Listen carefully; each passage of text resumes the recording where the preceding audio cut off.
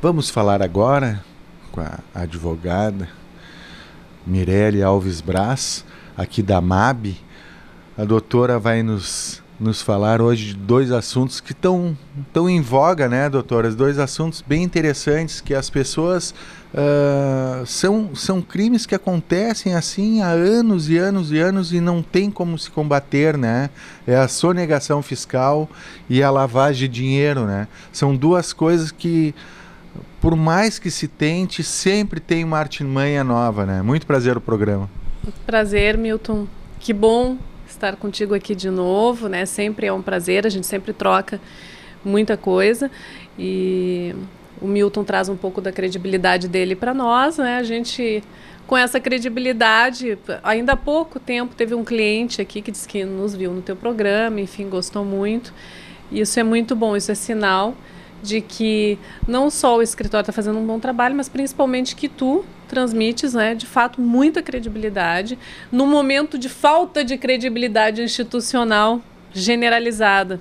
Doutora, até esses dias eu não botei o telefone de um médico e botei o meu. E a pessoa me perguntou, esse médico é bom mesmo?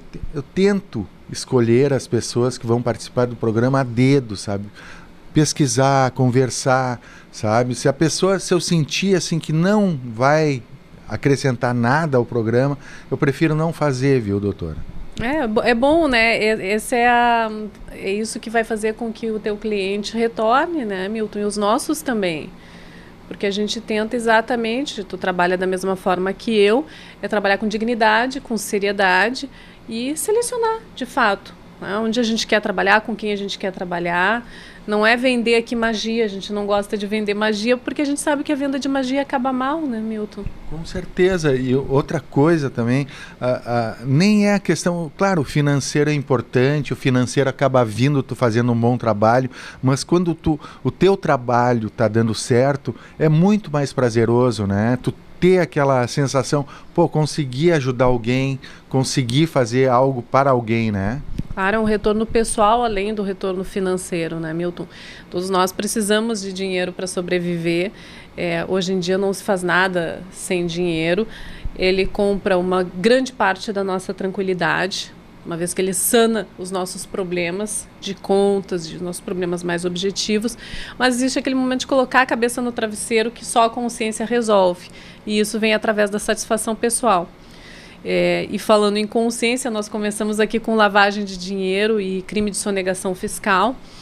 Então, o esclarecimento, a gente tem visto muita discussão. Infelizmente está em voga o assunto, né? Gostaríamos que não estivesse, gostaríamos de não viver um momento de tantas denúncias, de tanta corrupção. Não gostaríamos de passar por isso porque são riquezas do nosso país que estão sendo subtraídas. Mas, infelizmente, o assunto está em voga. Recentemente, nós ouvimos de parte a parte argumentos em relação à questão da doação, né, para campanhas políticas, de doação de dinheiro a partidos. De um lado, se colocando que essas doações são absolutamente ilícitas, ou seja, que seria um crime. De outro lado, a defesa de que não há nenhum crime em se doar a qualquer partido, seja ele A, ou B ou C, porque aqui não se faz apologia de partido nenhum, nem se critica partido nenhum.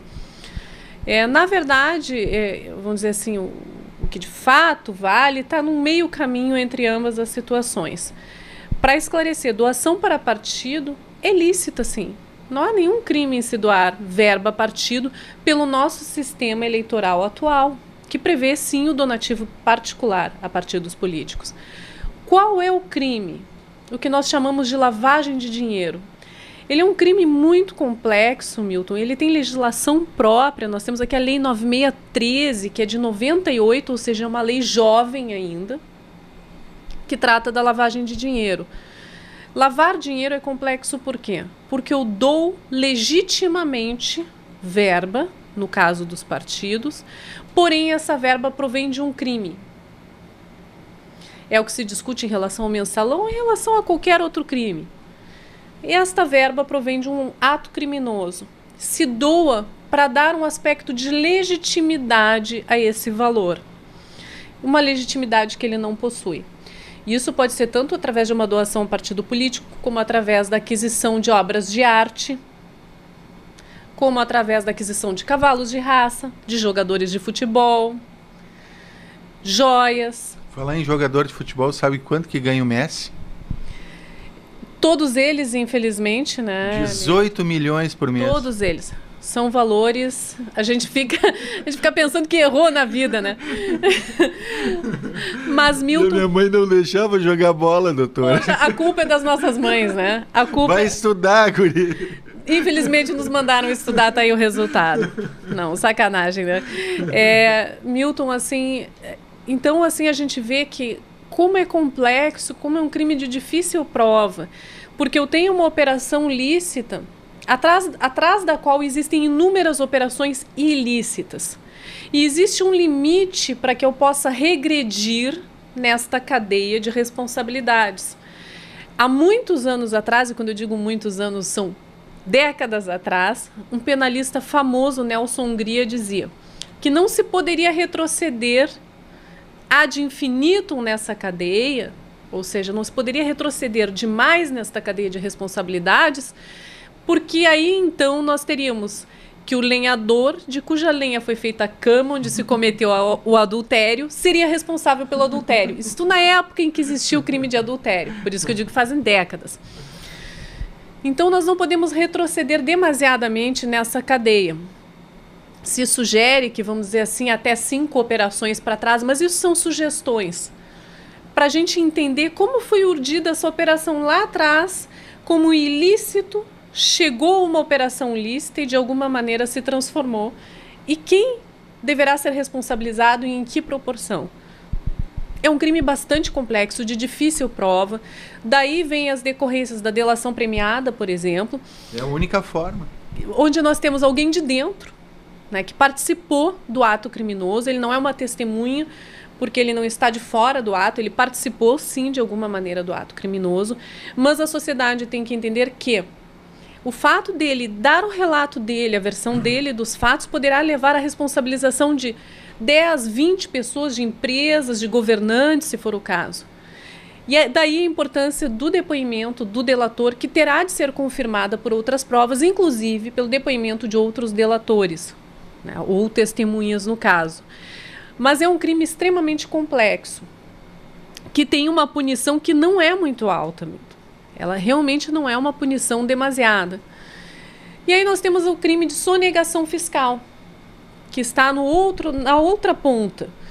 Ele é um crime diferente porque na sonegação eu não presto informações.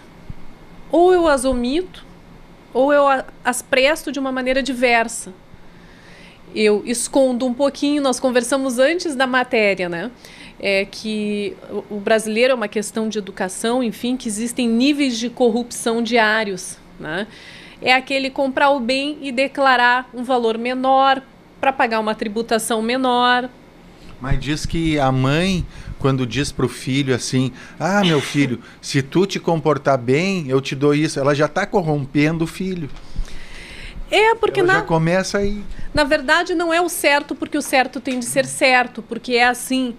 Porque o ideal é que você seja uma pessoa correta e tenha uma norma de conduta. E sim porque haverá um lucro, um ganho. Então se oferece um ganho para a criança. Nós temos, infelizmente, é cultural, existem pequenos níveis de corrupção e grandes níveis de corrupção. Quando ela atinge um grupo social grande e quando nós tratamos de valores altos, é lógico que ela ganha uma proporção desmesurada, mas o ato não é muito diverso daquele cometido em pequenas empresas, em pequenos negócios. Por isso há que se ter um cuidado, né? Tanto na execução desses negócios, quanto na forma de declará-los a posterior. E então nós vimos ali, na lavagem de dinheiro, nós temos de 3 a 10 anos de punição.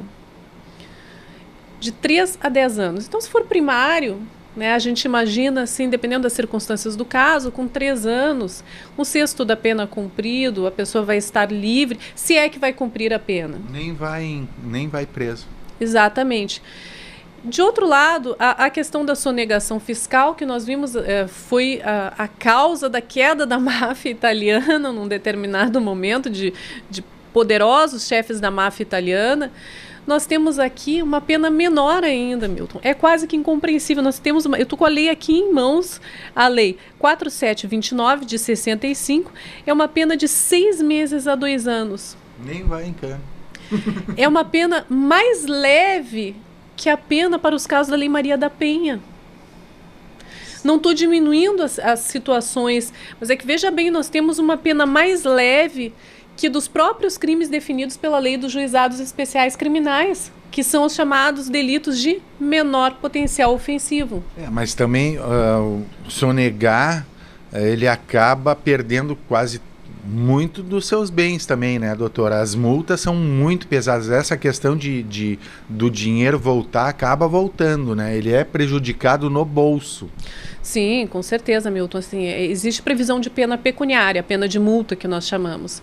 Em algum momento nós tivemos, na nossa história, na Idade Média, a multa, ela tinha um caráter confiscatório. Eu não sei se te recordas disso. Então, o rei confiscava bens do seu súdito como pena. Tirava as terras. Tirava as terras, casa, carruagem, os librés, enfim. Sim, como hoje tu está carregando drogas, traficando drogas no teu carro, tu perde o teu carro. Então a situação é que hoje nós não podemos, é proibida a pena confiscatória, porque inviabilizaria a vida do cidadão até para que ele se reconstrua. E geralmente, quando nós falamos de empresa, está gerando empregos, tem folha de pagamento para honrar, enfim. Então, para evitar esta falência, vamos dizer assim, da empresa, a multa não pode ter um caráter de confisco, como nós chamamos. Ou seja, ela tem que ser uma multa razoável de maneira a penalizar o contribuinte que sonegou. Deixa na UTI só, né? Exatamente, mas que ele possa continuar cumprindo com os compromissos de terceiros que não têm culpa dessa sonegação, que são os funcionários. Mas mais do que isso, existe a possibilidade de congelamento de bens, né? Num primeiro momento, liminarmente, antes que se tenha qualquer juízo de condenação, para verificar se aquela pessoa de fato cometeu o crime, se ela de fato cometeu, que esses bens respondam pelo crime cometido. E um dado muito importante, nós sempre tivemos o que se chama de reparação voluntária, ou seja, o cidadão cometia o delito e se arrependia, o arrependimento eficaz, chamado arrependimento eficaz. E ele tinha um atenuante grande por conta do arrependimento eficaz. Ele ia lá, ele mesmo dizia, eu fiz isso. Confesso, faz aquela confissão de dívida, paga os valores. Só que hoje nós temos uma decisão do Superior Tribunal de Justiça definindo que não basta o arrependimento eficaz e não basta a quitação da dívida. Ainda que ela seja quitada, se for após a denúncia pelo promotor de justiça, na verdade ela não é um arrependimento voluntário, ele foi forçado porque ele está sendo denunciado por um crime. Então ele poderá ser penalizado e poderá ser preso mesmo que honre toda a dívida. Esse é um dado importante para o empresário, porque aqui, quando a gente fala em sonegação, lavagem de dinheiro, a gente imagina, assim, grandes somas. Mas, às vezes, o pequeno empresário, no decorrer, declara menor. Enfim, ele acha que ele não está cometendo um crime, que ele está maquiando um pouquinho a verdade aqui ou ali. Mas ele pode cair na malha fina, ele vai responder com o patrimônio dele e ele poderá ser preso ainda que ele venha quitar todas as dívidas. Portanto, é um cuidado a se tomar. Se tiver que se arrepender, confessar a dívida e pagar os valores, faça-o antes da denúncia. Gostaram da aula? Tu é professora também, né? Pô, olha, aprendi um pouquinho mais. Realmente, doutora, muito bem explicado. As pessoas que não tente burlar, faça direitinho, né, doutora? Não tem porquê, né? A vida é tão curta, tu não vai levar tanto dinheiro assim pro caixão, né? Como se diz, não precisa de tudo isso, né? A questão é viver bem, viver tranquilo, botar a cabeça no travesseiro, né? E é por aí, né? Doutora, muito obrigado, viu? Sempre um grande prazer te entrevistar. Muito obrigada, Milton. E o principal, consulte um advogado para fazer a coisa direito. Porque às vezes nós encontramos maneiras lícitas de fazer tudo direito, tudo certinho, e ainda assim o empresário ter lucro. Ele não precisa fazer tudo errado para receber o tão desejado lucro. Consulte um advogado. Com certeza, advogado sempre é bom ter um por perto, né? Alguma fase da tua vida tu vai precisar. Eu sempre digo assim, doutora, são 3 coisas na vida. Até brincadeira, viu?